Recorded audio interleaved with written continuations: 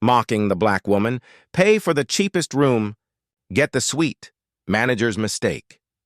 Imagine arriving at an upscale hotel, tired from your long journey, only to be mocked by the very people meant to serve you. The manager, condescending and smug, tells you that if you pay for the cheapest room, you'll get the best suite, laughing all the while. What happens next will shock you. This story isn't just about a hotel stay. It's about an encounter that flips expectations and exposes deep-seated racism in a place that should have been a haven. Stay with me as we uncover the truth behind one woman's powerful journey to confront this injustice.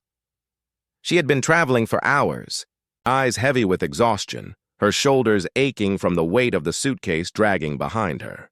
The bright lights of the city flickered through the hotel's tall windows, creating an illusion of calm that seemed worlds apart from her stressful day. She had been looking forward to a peaceful night's rest in one of the city's best hotels, a place she had booked months in advance, eager for a brief escape.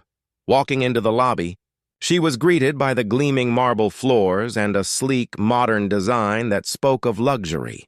The reception desk stood at the center, with a polished staff of well-dressed employees standing behind it. She could already sense that the atmosphere was a little too pristine, a little too perfect. She felt a flicker of unease, but shrugged it off as the usual nerves of checking into a new place. The manager, a tall, impeccably dressed man, approached her with a forced smile. He didn't take much time to look at her or even acknowledge her weary demeanor. He scanned the computer screen, then looked back at her, his tone surprisingly light-hearted. The words that followed would stay with her forever. "Looks like you've booked the cheapest room we have. But don't worry," he said, his voice dripping with sarcasm. "For the price you paid, you'll get the suite." "The best one we have! Lucky you!" His laughter echoed in the spacious lobby, and the staff behind him chuckled nervously. But there was no mistaking the mockery in his eyes. It wasn't a friendly gesture. She could feel the disdain, the quiet judgment.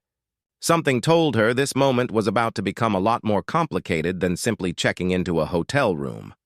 Her grip on the suitcase tightened.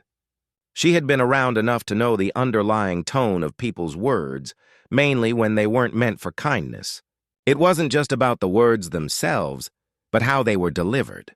She had learned to read between the lines over the years, to spot the subtle prejudices that often went unnoticed by others. As she stood there, the manager continued to make small talk, but she was too aware of the other guests in the lobby. Their eyes weren't on her, but she felt their scrutiny like they, too, were part of the scene unfolding before her. She could tell they were noticing the same thing she had. The mockery in the manager's voice, the hidden judgment that seemed to emanate from his every word. Despite herself, she felt her heart race. It wasn't the first time she had been made to feel small, to feel less than. But this time it was different. This wasn't a random encounter on the street. This was in a space meant to welcome people, to provide a brief respite from the world outside. She had every right to be there, just as much as anyone else. As the manager handed her the room key, his smirk widened. "Enjoy the suite, miss," he said, still playing the game he thought he had all figured out. The staff behind him looked to one another, some with forced smiles, others with eyes darting to the ground. She caught a glimpse of one woman, a receptionist in a yellow uniform whose eyes held a flicker of guilt. Was she complicit in this?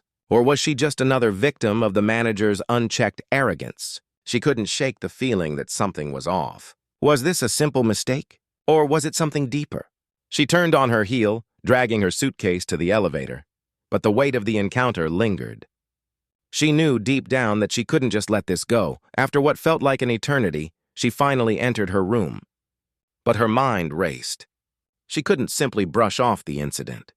She wasn't just angry. She was hurt, deeply hurt. It wasn't about the room, the suite, or the jokes. It was about the blatant racism, the small acts of disrespect that were so ingrained in society that they often went unnoticed. That night, she couldn't sleep. The bed felt too soft, the pillows too perfect.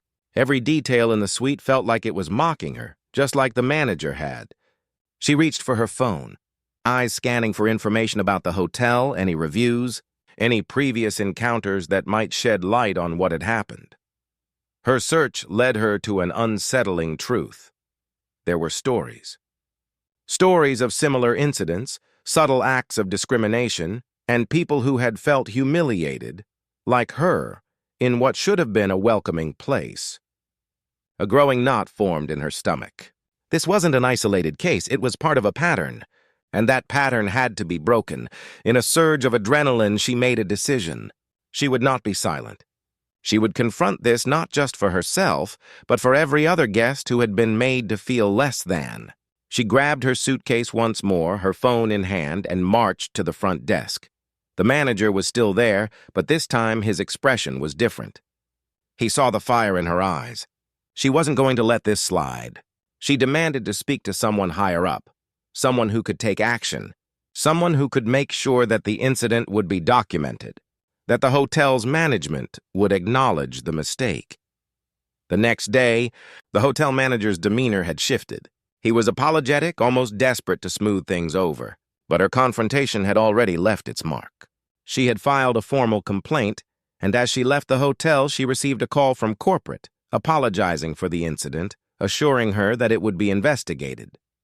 But she knew this wasn't just about an apology. It was about the power of standing up, of making your voice heard in a world that often tries to silence you. She left the hotel with a sense of quiet victory.